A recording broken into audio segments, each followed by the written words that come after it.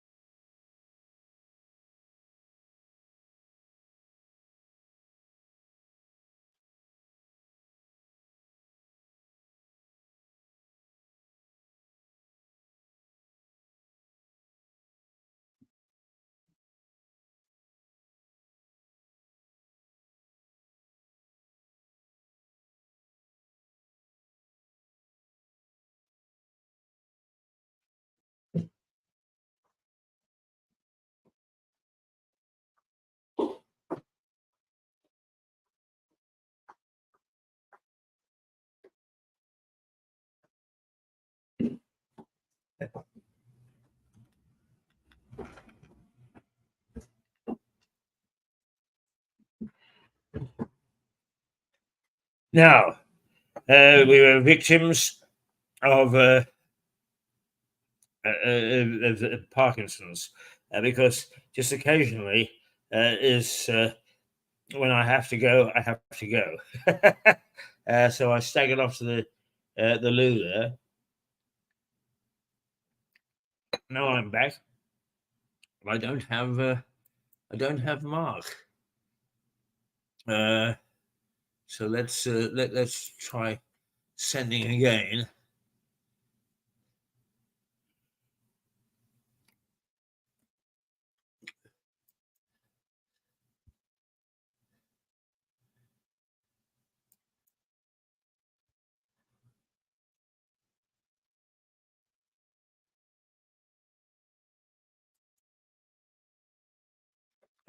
If not, we'll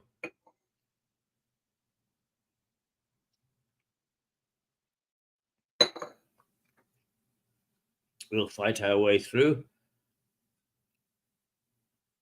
to Melissa at 10:30. We because we're all volunteers, not intentionally, but we're not making any money. Is because we're all volunteers. One of the things that we need to do is to be fairly generous when people can't show up. As indeed Philip this morning, as we. But sometimes the things don't get through, and we aren't able to bring you what we say we're going to bring you. So you just have to take potluck in some ways. It's not a bit like the BBC or ITV and so on, where there is a very tight schedule. Ours is very relaxed. and lax. And you sometimes see Stuart Dolby turn up unexpectedly, and on he comes. So we're very flexible in that regard.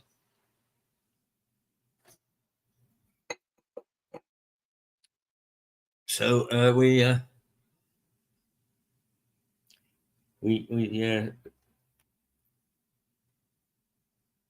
have to not let you down exactly, but let's see whether.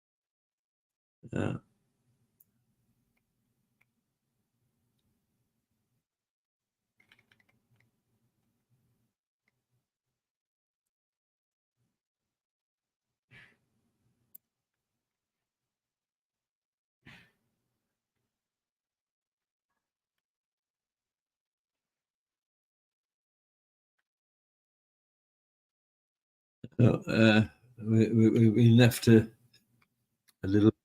Oh, there we go. There he is. Good morning. Good morning, Dr. Mark. How are you? Good morning, Lord Keith. How are you? I'm well, thank you. Let me publicly do a bit of business with you. Are you okay for 11:30 on Monday to talk to Janet Barr? I'd be delighted, Keith. Good, excellent. I'll let her know. Great. Because yesterday was so fractured with political stuff breaking and so on and so forth, and the former leader of the council on and so on. It kicked us all into touch. So she's very happy to do 11:30 next Monday. Yeah, so that'd if be you lovely. are on, that's great. No, that'd be lovely with me, Keith. That would be absolutely perfect. I've got something on, but I'll rearrange it because I think it's really important that if we get Janet engaged, that might really help speed up the school innovation. Yes. Well, it starts putting together a bit of a consortium, doesn't it? Yeah, absolutely. You know, we said I think now it's putting those building blocks together. At the moment, we've got lots of building blocks. Now we've got to put those together as a clear case and then present that to the department. So yes, that would be absolutely great. That's good. Well, there's plenty of enthusiasm amongst the individuals. So I think you are a master of putting building blocks together. I'm happy that perhaps we provided a couple. Yeah, and I think I think your engagement and the engagement with Mirror TV and yourself, Keith, is also a really essential part of those building blocks, and has really sort of energized me particularly in moving things on quickly rather than waiting for weeks and months and years. So it's great. That's good. I mean, actually, strange enough, I lie awake thinking about it as the potential. I was prepared for a bit of a wait, but if we can actually start to push it forward, so much the better. Yeah, definitely. And I said to you earlier in the week, and I think getting a few heavyweight politicians on board now. I'm trying to get a meeting with Andy Burnham. Yes. In the next sort of month or so, and I think in light of today's news in these two by-elections, it does seem likely that we might end up with a Labour government at the end of the year. And Andy Burnham's strong Labour supporter, but he's also a real advocate of education. So I think he could be excellent for that. Right, helpful in the background too. Yes, I think just offering once again having that political clout that when we go forward, we perhaps can get a letter of support from Andy Burnham. We can get a letter of support from Janet. to say that that even sort of down south, as it were, in Lewis, there's a want for this and a need for sort of widening participation, widening access, giving everybody the opportunity to study for a degree, but not just something that's academic, but something that's practical that they can apply and use. So yes, useful, I think. Now you know how my mind works. It's not a bit like any other mind in the country, I don't think. But I was mulling over.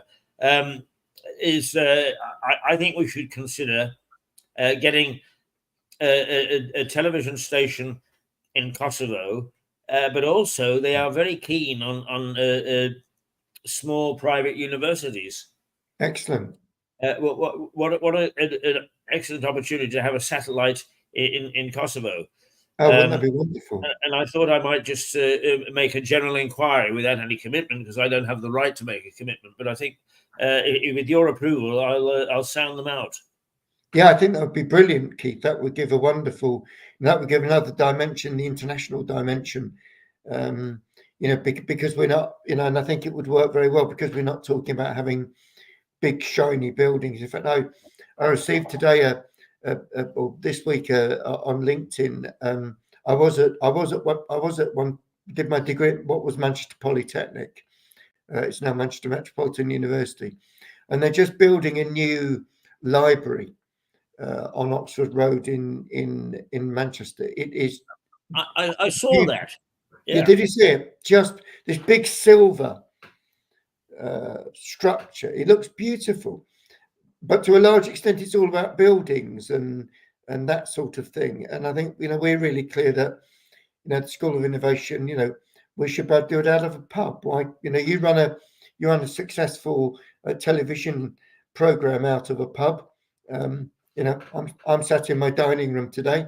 You can do it. You can do it quite successfully. You don't really need. I know big universities like Manchester Met. It's wonderful what they're doing, and students do need great facilities. But one of the ways that we might be able to keep libraries going is for students to use more local libraries. Yes. And like I said to you, we've got 5 libraries in Stoke. They're all shutting except one. Well, there's no sense in us saying we're a university of innovation if we're not innovative. Absolutely. So you just got to do it in a different sort of way.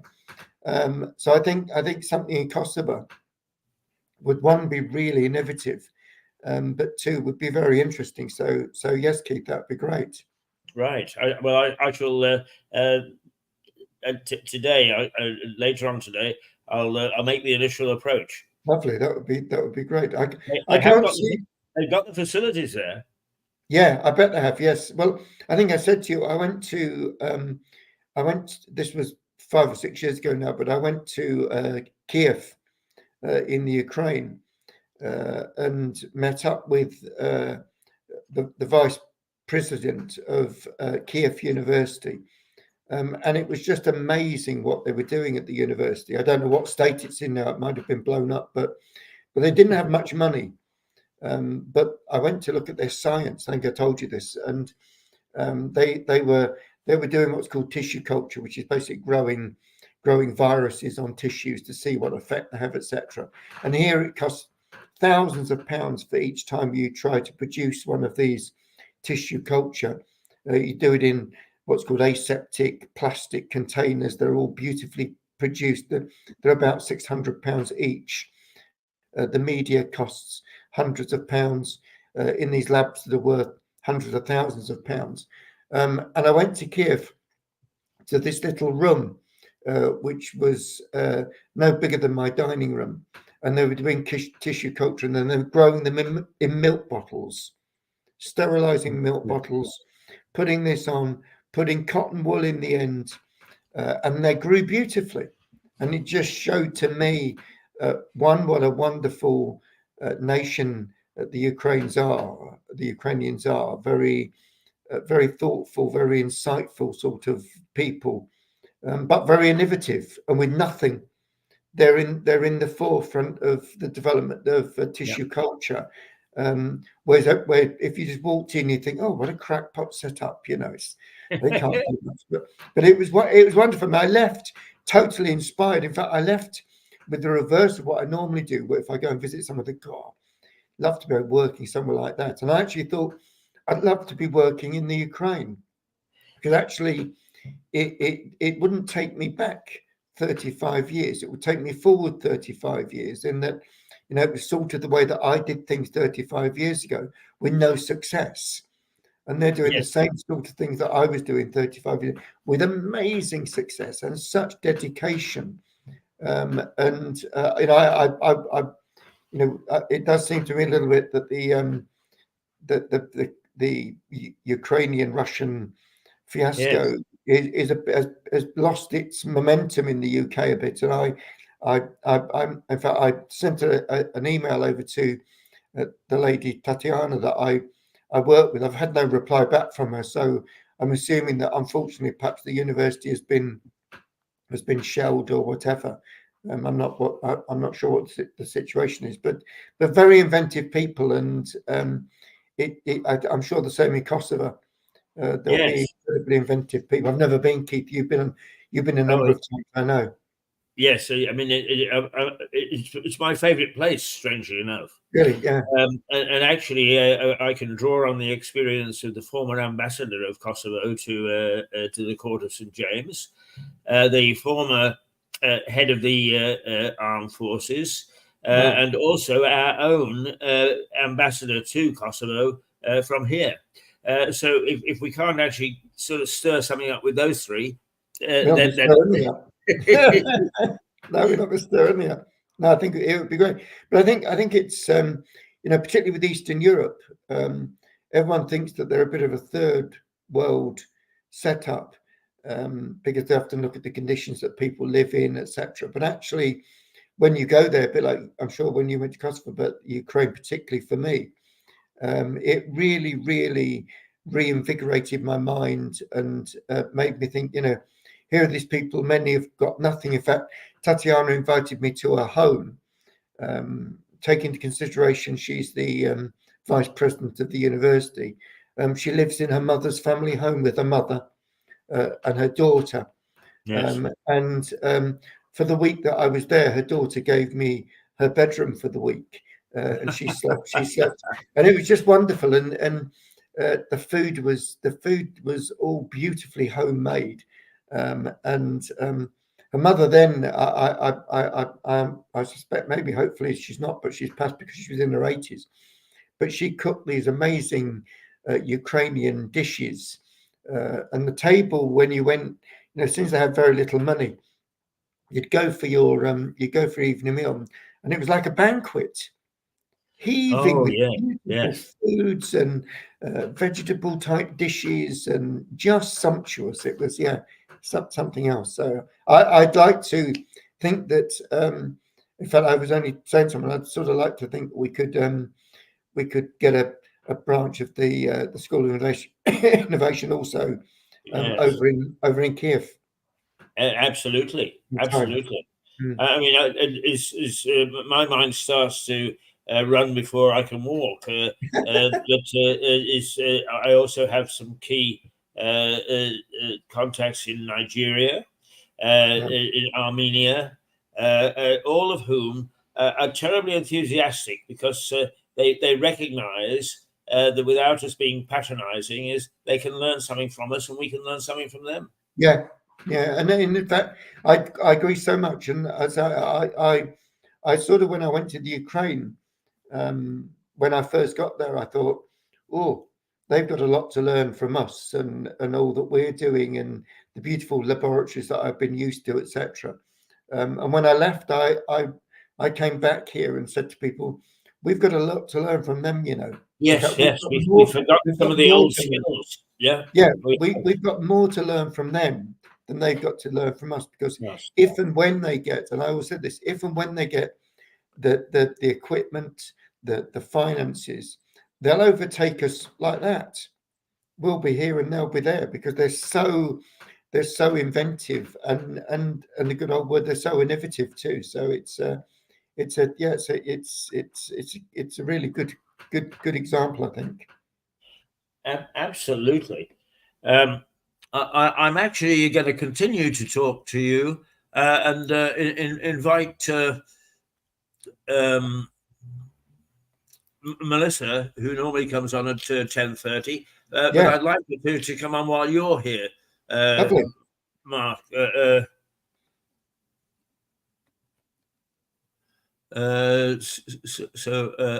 we go. Let's send off an invitation in the hope that she Lovely. gets it and would join us, because, Yeah, as you know, lovely. she was a teacher in Yeah, her early days before she became a very well-known broadcaster. I like these cross program chats, as it were. yeah, They quite often, first of all, it changes the tone of and makes it interesting for our viewers, who incidentally make the point that we always got something different and interesting to talk about. So innovation is very much a part of our. Absolutely. You know, if you look at the TV now, Keith, and you know, I was only thinking yesterday. You know, you used to get the Radio Times. You got BBC One, BBC Two, ITV, and then possibly Channel 4. And now there's 900 channels. And last night I struggled to find something to watch because it was all rubbish. Exactly the same thing.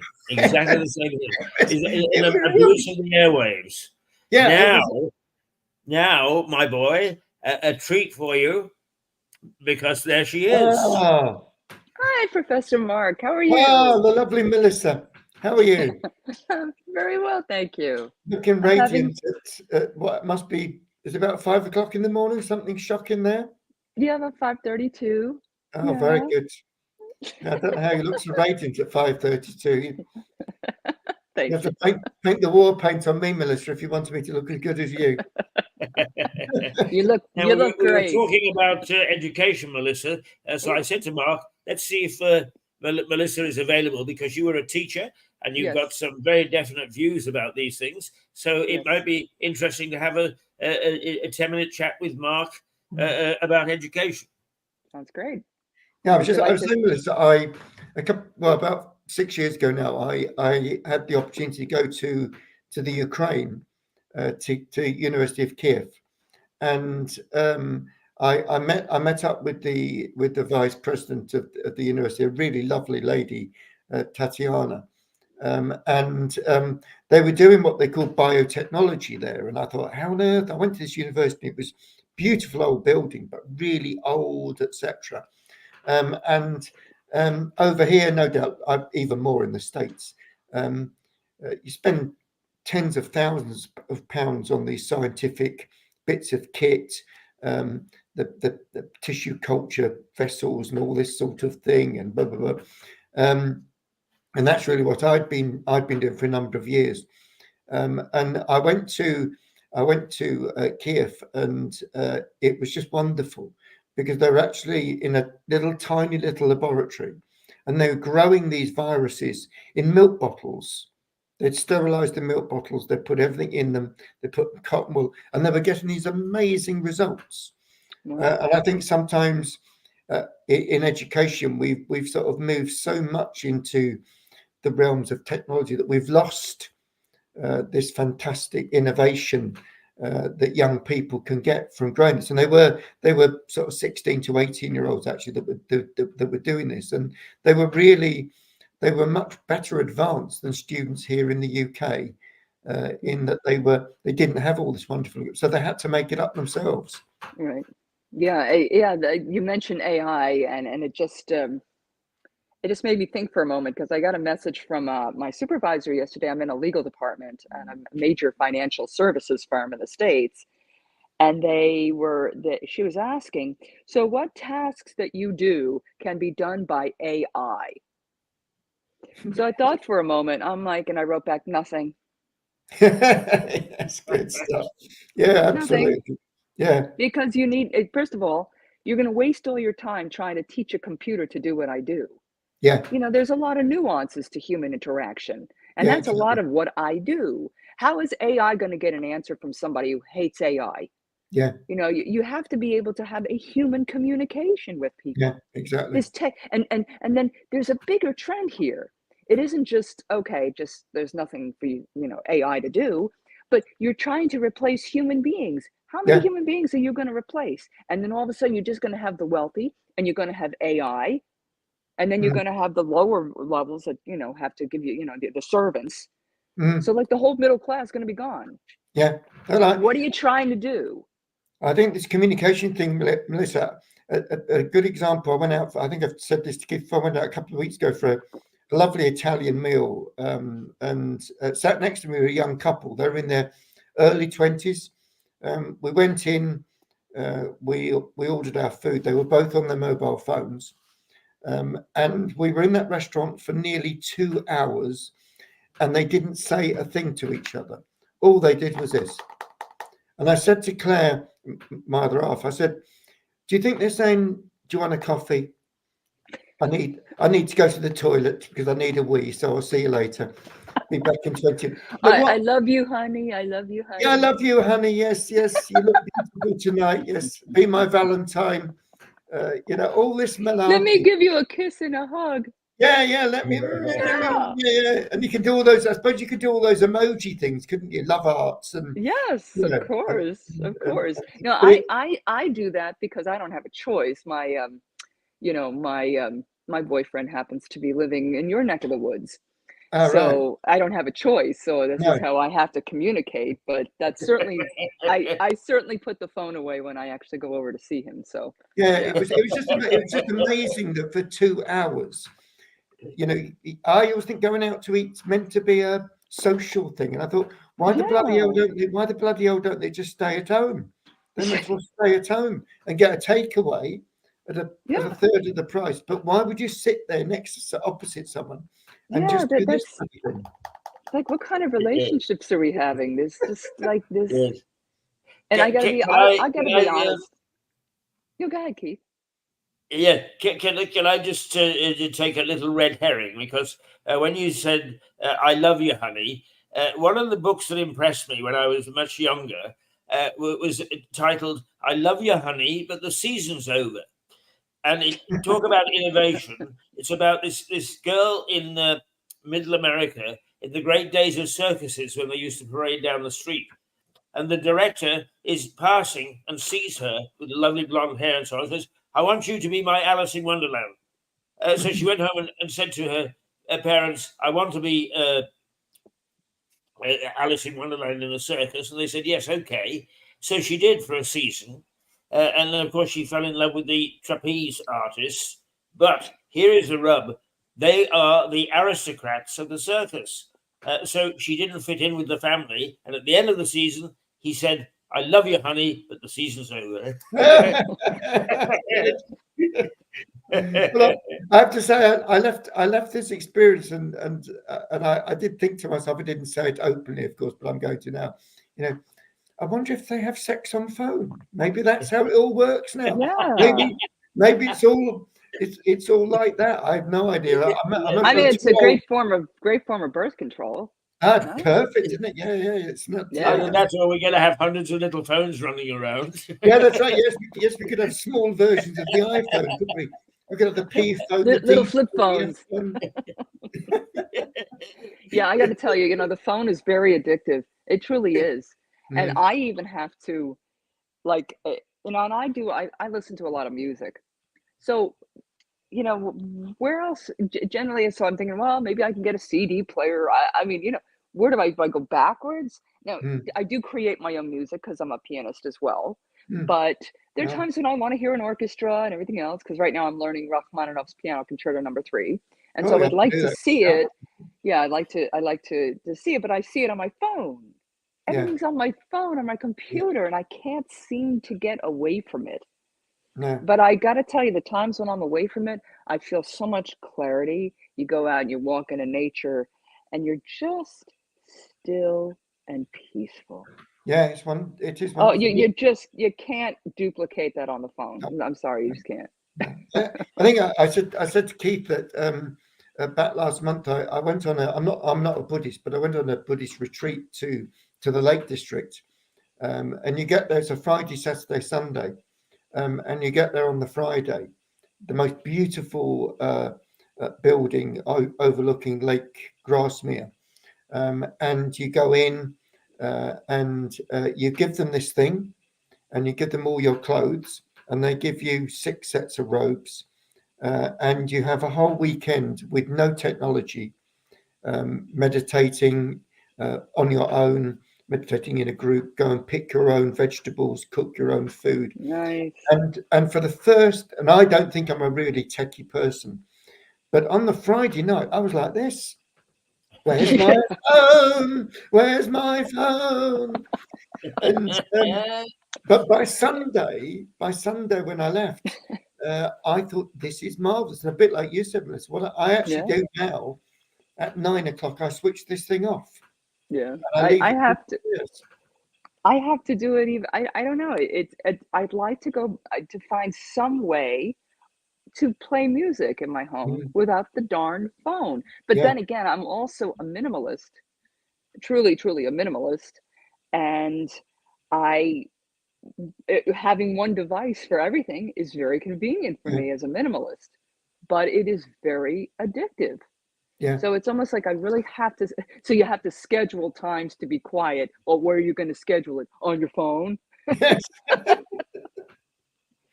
But it's interesting, Melissa. I don't know what it's like in the States so much, but I listen to the radio a lot. You know, this is a sad thing about radio. I started out in radio, right? And I worked at this little AM radio station, and I used to turn it on every Sunday morning. I had a job on Sunday. That was it. I made $23 a week. It was so crazy. But you know what? I had so much fun. And, you know, boy, did I make so many mistakes. People used to call me up and say, why don't you learn how to talk before you work on the radio? It was bad. I was bad for a very long time. But anyway, it's people. So I guess when I started in radio in the 1980s, Ronald Reagan was president here. And he was a really, as Margaret Thatcher, because Margaret loved that, deregulator.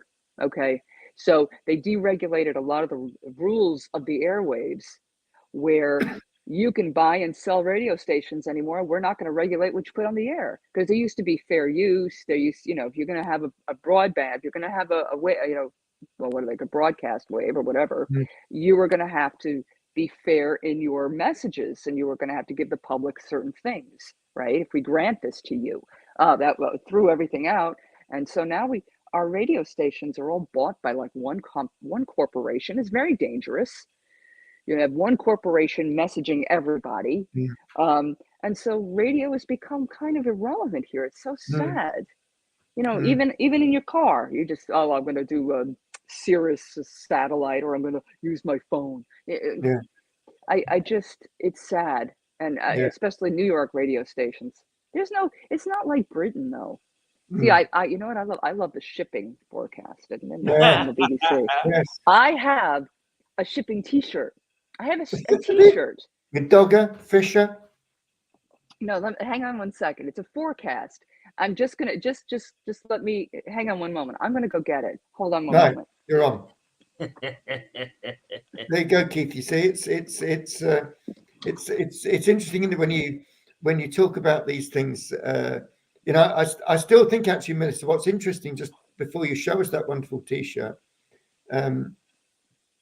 is that actually in the UK we still have got local radio.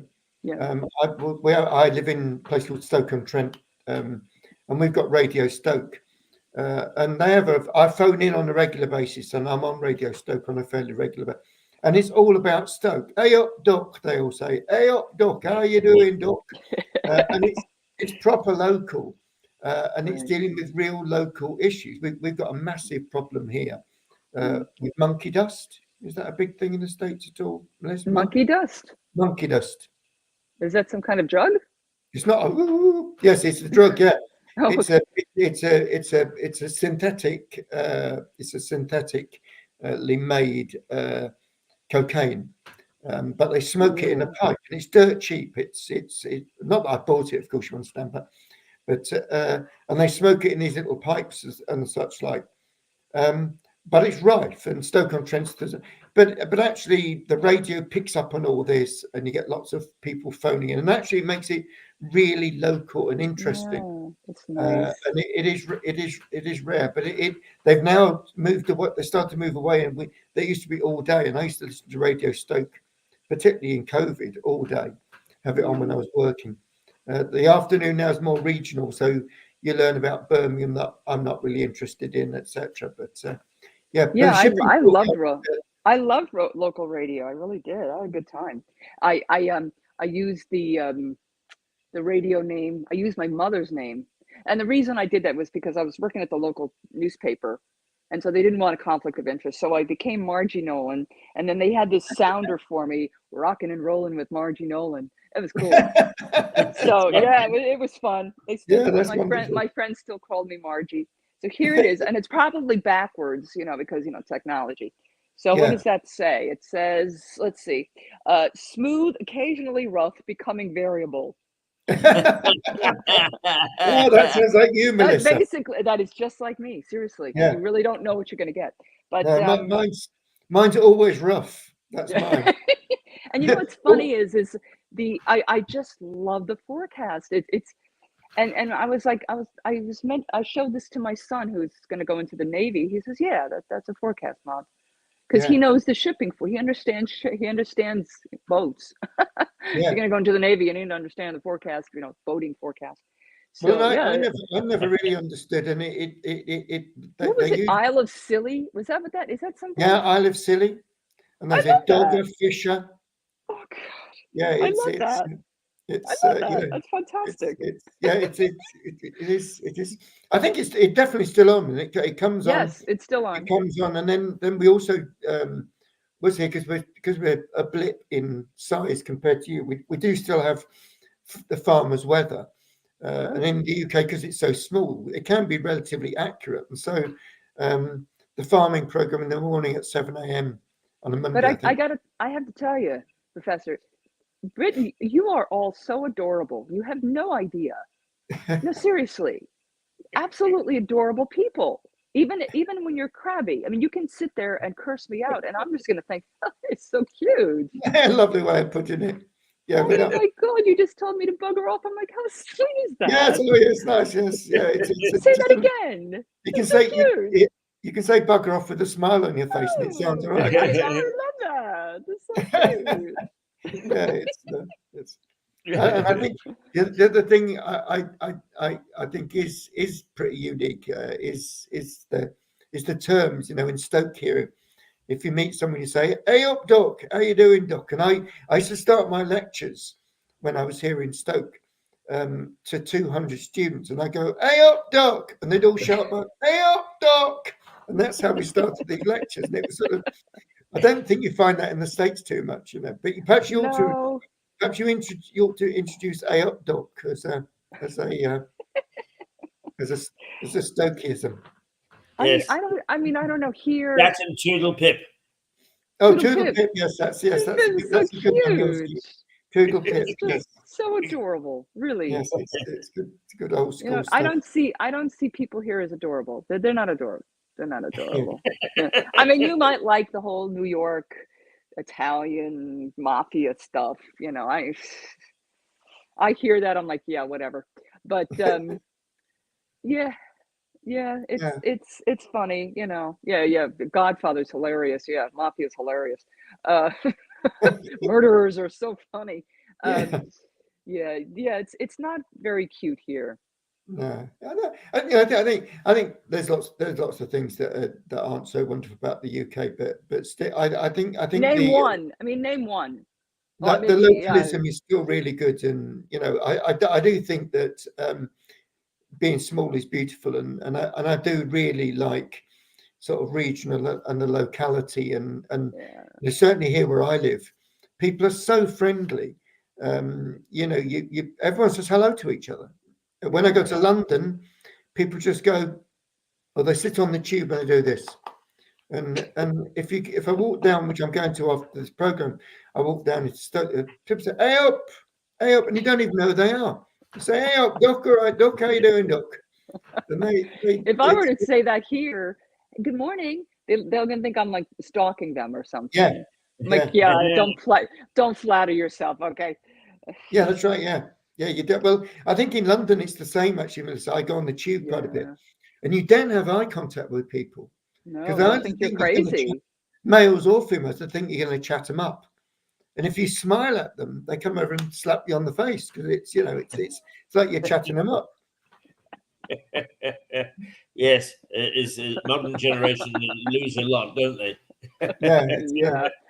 Although I say when I was there and I would ask for directions, they were all very sweet and nice. Yeah. They really were very nice and always kind and trying to help. So, but I'm sure there's a negative element to it. Certainly there, a criminal element. Yeah, I think what's sad. One good thing about us not being like the States is we haven't got guns, so they're not shooting each other. But there are lots of stabbings. Yesterday, a 16-year-old lad was stabbed by a 15 and a 16-year-old in a place called Bristol. And Bristol's most beautiful down in the southwest, isn't it, Keith? It's the most lovely city. But they've got a terrible problem with knife crime. And in fact, I was thinking my local school here have just installed a metal detector. We have them in our schools too. We have them in our elementary schools because, guns. God, there was a shooting at a parade. It just absolute mayhem. And forget about New York City, please. Absolutely crazy there. I take one little quick route.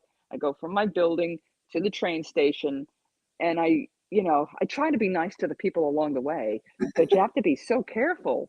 Oh my goodness, it's crazy. Fortunately, it's not got to that here. I still think it is relative. Certainly during the day, it's relatively. Actually, you mentioned Brixton, and Brixton is a delightful little suburb of London to walk through. Yeah, absolutely. There's a beautiful church there.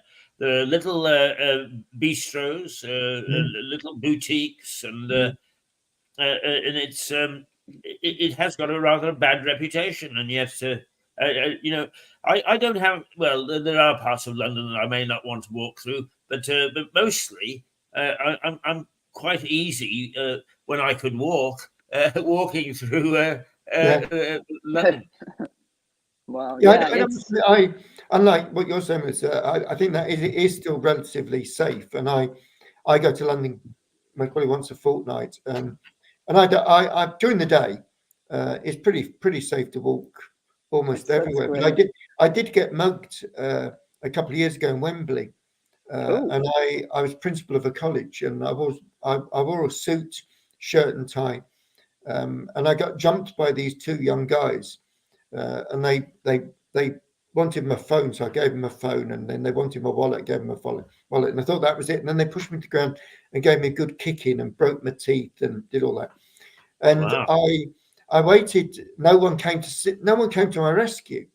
And I said to when the police finally turned up, I said, no one's come to help. People walk past me, and they said we wouldn't dare just in case they've got a knife. Anyway, the police were really good. They took me to the hospital, and then the police said to me, the problem is, sir, it's what you're wearing. So I said, you're a target. He said it's because you look rich. You've got a pocket watch on. You've got a waistcoat, a shirt and tie. Yeah, that's the problem. So really, what you need to do is wear jogger bottoms and a hoodie. And I said, look, how can I wear jogging bottoms? I know. And they said, well, it's bonkers. So that bit is bonkers. And I said, I could be trans. We're all everything's about equality and diversity quite rightly now. Why should I change the way I dress? But they were right. And in fact, from that day onwards, I stayed at the college for another 6 months, and I actually left because I was so scared.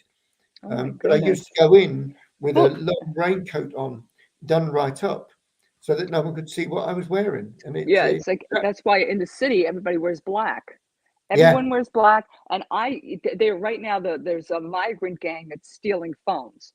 So to me, like everything on my person is black. A black coat, a black backpack, a black shoes, black pants, black bag. Mhm. I look like I'm So, going yes. to a funeral every morning, and so I Yeah. do have a nice, colorful shirt. That but it's absolute. Well, I mean, your story. My question was, did anybody have any courage whatsoever? No. There's I no literally, courage. this was in July, 5 o'clock in the evening. So it was bright. It was beautiful day. It wasn't dark, and I was literally walking down a very big street in Wembley, which is where the big football ground is, etc. And I'd rented a flat there. I was walking from the college to the flat, which is an eighth of a mile. That's about it. And I've done it loads of times. And these two young guys just jumped me in hoodies and black masks. And I thought, if I give them my phone and give them my wallet, they'll leave me. And I thought, I'm not too bothered about that. I can. But then they just pushed me to the ground and gave me a good kicking, broke all my teeth. Did And they so ever arrest these? Did they ever arrest them? No. Police sent me details of a helpline that I could ring. Never followed it up. Never did anything. So it Well, is. they're attacking police officers here. They're Are they? attacking the Yes. police. It's almost like I need to have, you know what I need to have? I have this cute little sea salt bag. Yeah. I That's need to nice. have a gun in there. Yeah. I Yeah. need to have a pistol. Yeah. It's shocking, isn't it? It is a terrible state of affairs, really. And I say It it did. is.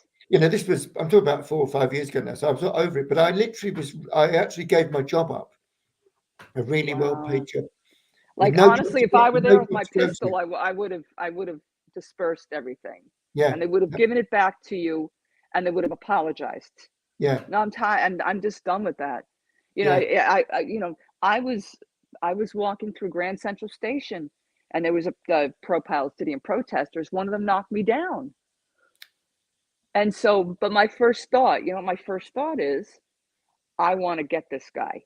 Mm. But I said to myself, I don't want to be in the news today.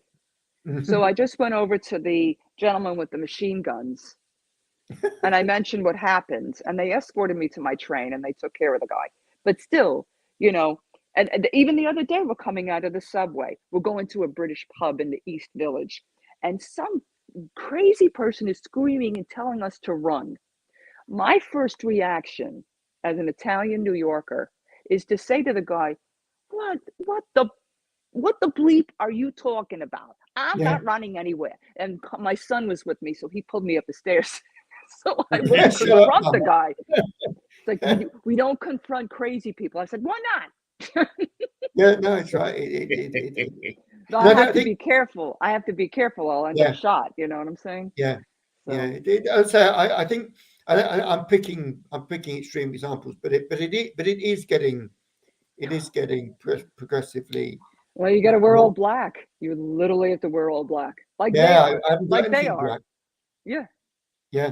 Crazy. Yeah, it's mad. It really is. Mad. It's really nuts. Yeah, mad.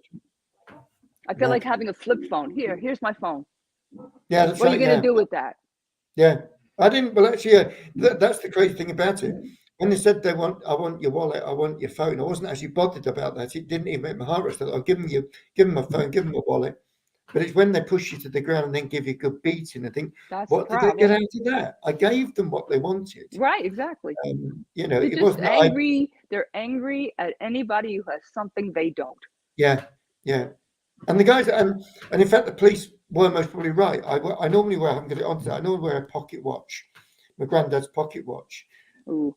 And it was interesting because I thought they'd ripped that off, but they didn't steal that, which was wonderful.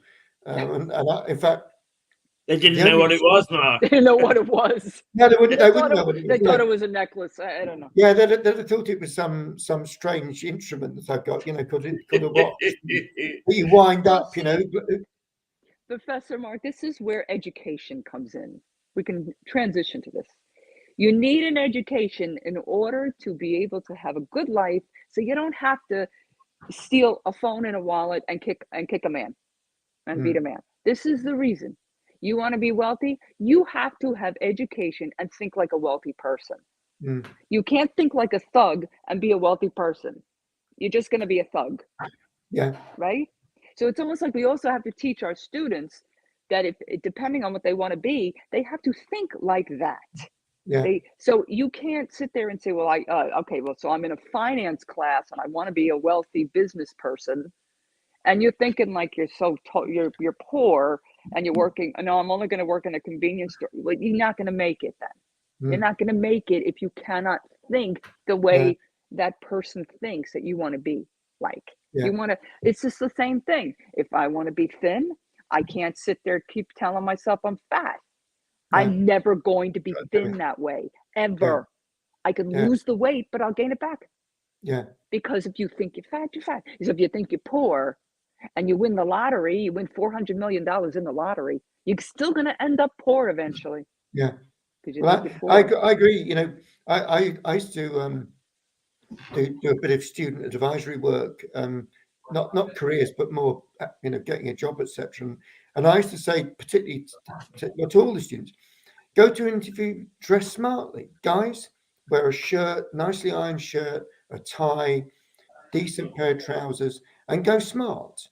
Because even if it's for X job, looking smart will give you that extra boost up, and particularly where some and these were undergraduates, Melissa. You know, a lot of these were undergraduates that were going for graduate jobs, and they go, you know, they go dressed without a tie on. And I said to them, you must wear a tie. And you know, I used to say to the females, you don't need to wear skirts and dresses anymore, but you can wear a nice trouser suit and go dressed according to where you want to work. And many of these want to work in the finance industry. And I'd say to them, you know, I worked for KPMG for about 10 years, and you know, everybody.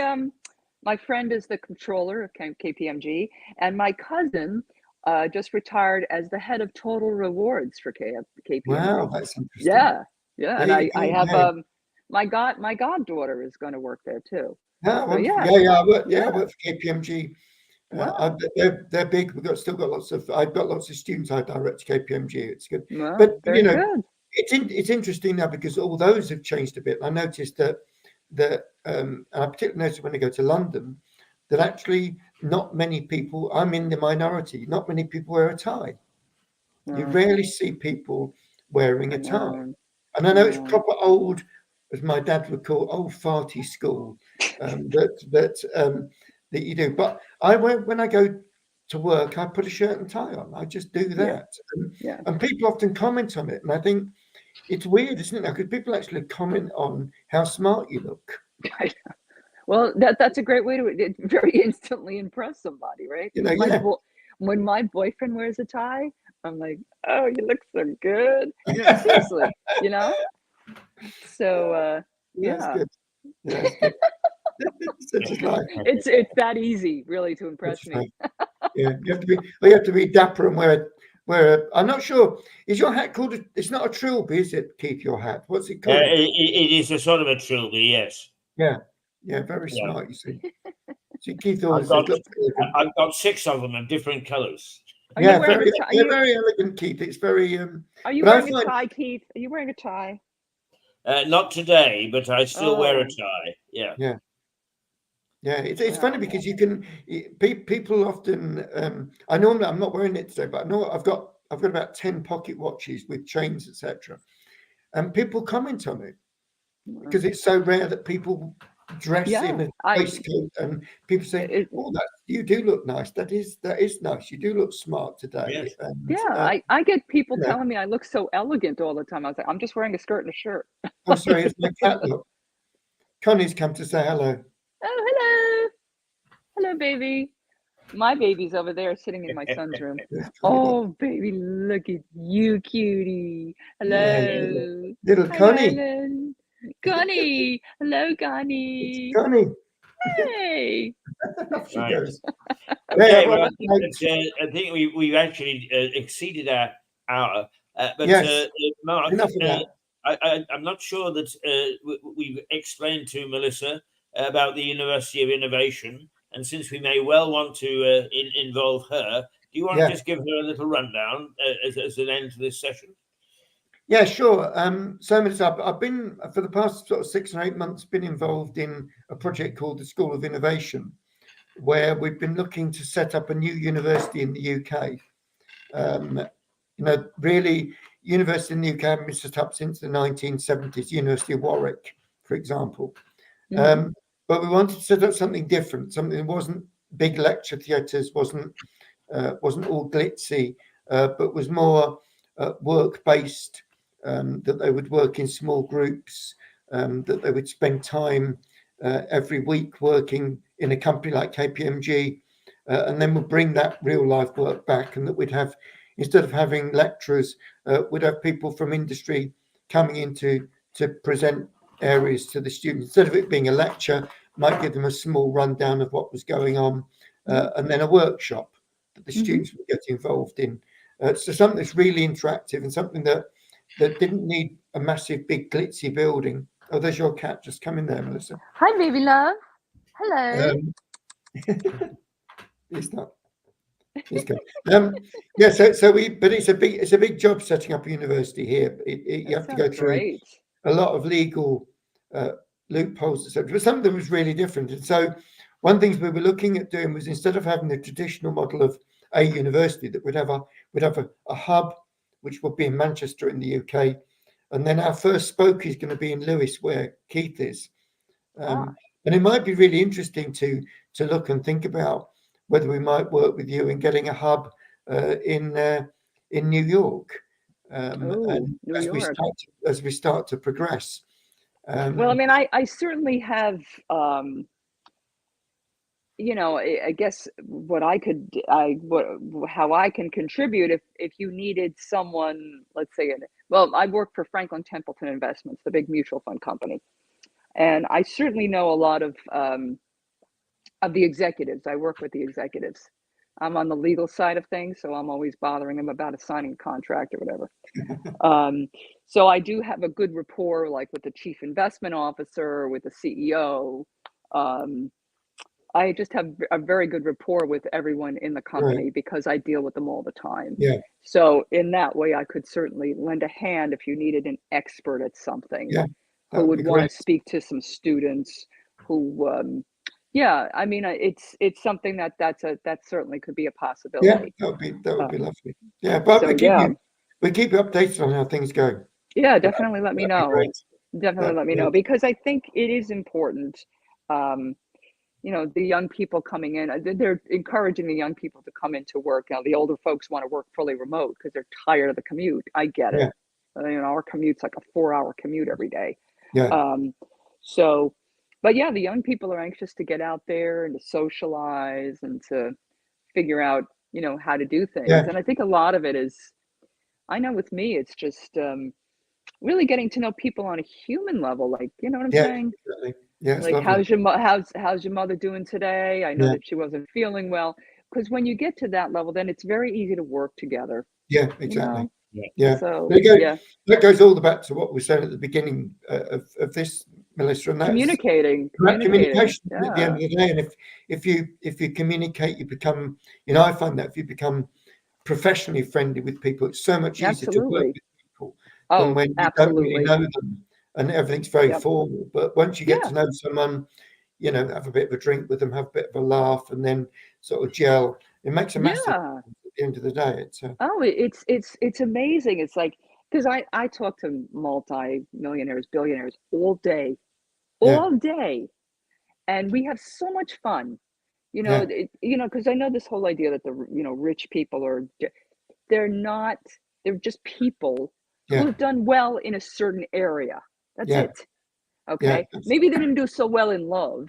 Okay. Maybe they were a little overweight and they're not in really great shape, but they're very focused. I'm going to have this. This is what I want to do. Yeah. Right. So they're just wonderful. I mean, listen, they're nice people and bad people who are rich. Yeah. They're nice people and bad people who are poor. Yeah. Find the balance. Okay. Now, let me point out an innovation to both of you. Is Mirador has no boundaries. we run 10 minutes over our program time, and nobody says boo. We all enjoy it. Unlike the BBC and ITV, they're in a straight box. Before we actually say goodbye, Melissa, I've almost recovered everything from Microsoft locking us out, but I have tried several emails that I've got for Suzanne, and none of them seem to work. Could you send one to my new email, the January one? I'll send you what I've got. Yeah, I'm meeting her today with Stephanos. So. Are you? Yeah, we're going to meet over at Bryant Park and have coffee. Well, good. Well, if you can explain to her what's happened, and then perhaps we can restart the whole thing with Suzanne next week. Yeah. Because as you may realize, I mean, I sent you a slew of emails. Are you okay? Are you okay? Are you okay? Because I hadn't heard from you, right? Yeah. So yeah, and then it's so wonderful to have a beautiful lady concerned about me. Yes, isn't it, Keith? Something to your every need, Keith. That's a different type of program today, and a really good one. I really enjoyed that, and I think there's. I like to think that Mirador in itself is innovative, and since you've brought in this project, Mark, I think that we can really do something very, very useful and vital. And so I'm very anxious that we all talk together. So let's do that regularly. Great. Thanks so much. Have a lovely day. Bye, Professor. Bye, Keith. Good to see you both.